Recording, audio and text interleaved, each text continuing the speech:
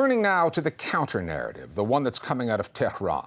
Officials there have been framing their case to international audiences, tailoring their language and ideas accordingly, while accusing Western media outlets of distorting the facts of this war. Inside Iran, a sweeping internet blackout remains in place, severely limiting what people can see and share. And a new front has been opened, shaped by some increasingly sophisticated AI content, further blurring the line between information and the truth. To help us understand the strategy behind all of this, we're joined now from Washington by the Executive Vice President of the Quincy Institute for Responsible Statecraft, Trita Parsi. Mr. Parsi, let's start with this. This past week, Iran's President, Masoud Pezeshkian, addressed an open letter to the American people, urging them to look beyond what he called a machinery of misinformation in the U.S. What are the chances of a message like that actually cutting through, given the current media environment in America? I find the likelihood of that message getting through to be rather limited. At the end of the day, the American public is very skeptical of this war. Even Trump's voters are starting to turn against this war. And certainly they're already very much against going in with ground troops. But the Iranian government's ability to be able to take advantage of some of those schisms beyond scoring points on social media, I've not seen any clear signs that there's any success there. And again, through the mainstream media, you will hardly be able to get any impact from that end. But the Iranians are nevertheless doing this because from their standpoint, this is not America's war. They strongly believe that Israel led America into this war. And the more they can hammer that point home with an American audience that already is very receptive to that view, particularly on the right, the more they think they can increase the opposition inside of the U.S. against this war. Now, the Iranian state is displaying some online skills here that many in the West were unaware that it had. Both the foreign minister and the speaker of the parliament there have acquired a fan following on X. And there are AI animations that are in the mix as well.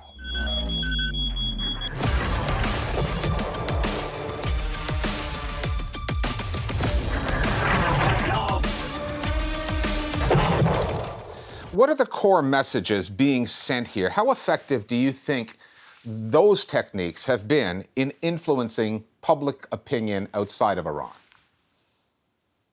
It's really fascinating because I don't know if there's been a lot of other major wars that simultaneously have been fought on the ground, but also within an arena of meme wars, essentially. Various videos produced by both sides, propaganda videos, AI-produced propaganda videos. We really haven't seen that until this war. And the Iranians are clearly scoring some points. Now, whether that is the core reason why the public is negative to this war or not is really difficult to disaggregate, because at the end of the day, the public was overwhelmingly against this war from the outset. It may have reinforced their opposition to it. It may have made it stronger, but I don't think it necessarily has led to a shift in public opinion. If anything, what has shifted is because of higher gas prices, a clear sign that Trump doesn't have a plan. And certainly, I think there will be an even greater shift if he goes in with ground troops and you have a large number of American soldiers coming home in coffins. Let's turn to Iran itself now, the internal narrative there. The Iranian authorities, as you know, have largely blacked out the internet there for more than a month now. And it's not the first time that this has happened. Give us an idea of how crippled communications are there with the outside world. And is this blackout and the censorship within the Iranian media space defensible, in your view? So the manner in which the government closed the internet entirely on January 8th, roughly till January 10, and then slowly they'd open it up, is a degree of closure I don't think we have ever seen before. And it's during this short period as well that a very large number of Iranian protesters and others were killed by the government, but also by some elements amongst the protesters who used violence. That level of closure is not what you're having right now. There's still a lot of limitations. It's still difficult to get through to friends, etc. But if they use VPNs, etc., it is possible. Whereas during those first couple of days in January, even with VPNs, even with Starlink, it was very difficult to get in touch with people because the Iranian government was shutting everything down and jamming Starlink as well. What do you make of the Iranian authorities and their argument that part of this is defensive, protecting Iranians and their institutions by blocking off the outside world from penetrating via the internet?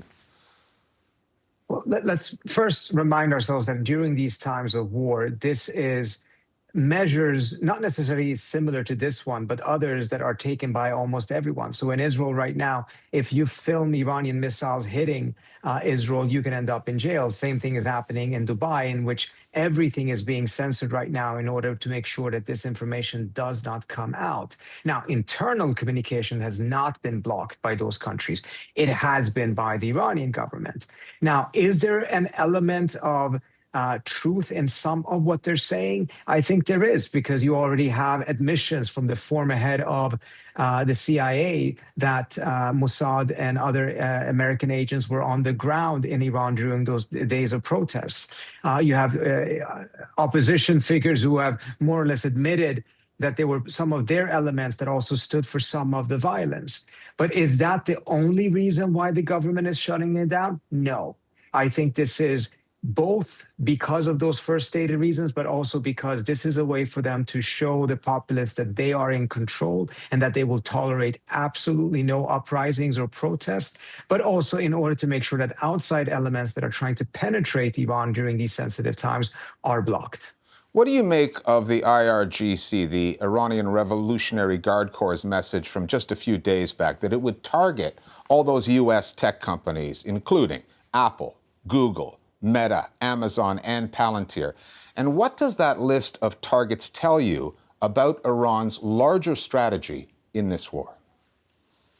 Well, the larger strategy is that they're going after elements that exist within the GCC countries that are being used directly or indirectly by the United States in order to conduct the offensive elements of this war.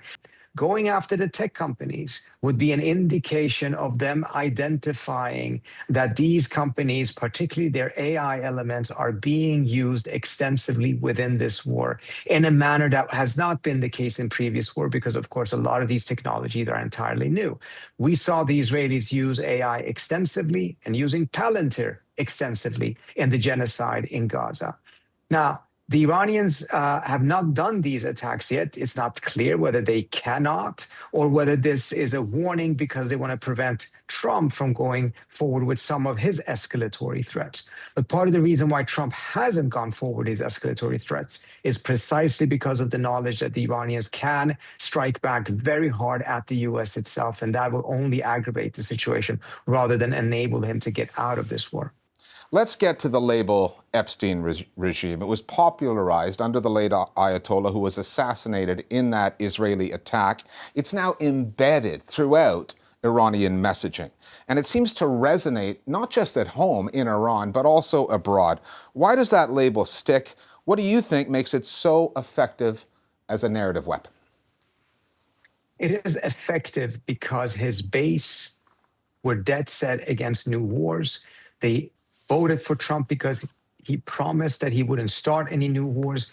His conduct right now, not only with the new wars, the stronger alliance with Israel, regime change efforts, are all completely contradictory to what he promised his base that he would do.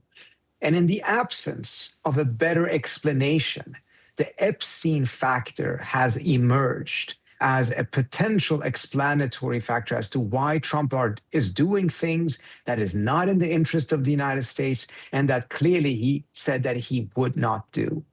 And so the Epstein factor emerged on the US side. The Iranians are taking advantage of it rather than inventing it, because a lot of people, particularly on the American right, being completely perplexed by Trump going in this direction, drew the conclusion, with or without evidence, that this has something to do with Epstein, that this has something to do with the Israelis using Epstein and other things against Trump in order to force him in this direction. I want to emphasize, no evidence has been emerging to support these type of theories, but precisely because there are no other strong theories that explains why, in a rational sense, Trump would be doing any of this stuff. Those type of conspiracy theories or theories about Epstein have actually become quite popular. And it's not just in the US or in Iran. We saw Canadian officials explicitly saying that no Canadian should be partaking or dying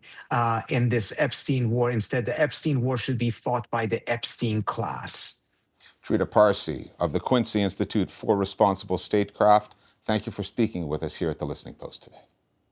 Thank you so much for having me.